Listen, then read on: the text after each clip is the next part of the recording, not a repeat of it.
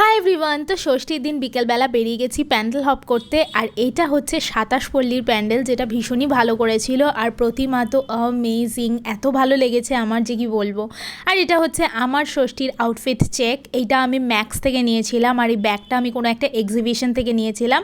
So কেমন লাগলো জানিও। দেন আমরা গেলাম বাদামতলা আশার শঙ্কর ঠাকুরটা দেখতে, সেটাও খুব ভালো হয়েছে, বাট ওটা সামনে থেকে দেখতে দিচ্ছিল না, আই ডোন্ট নো ওয়াই। দেন আমরা গেলাম ৬৬ পল্লী, আর ৬৬ পল্লীর প্রতিমাও কিন্তু ভীষণ ইউনিক করেছে, সো আমার সত্যিই খুব ভালো লেগেছে।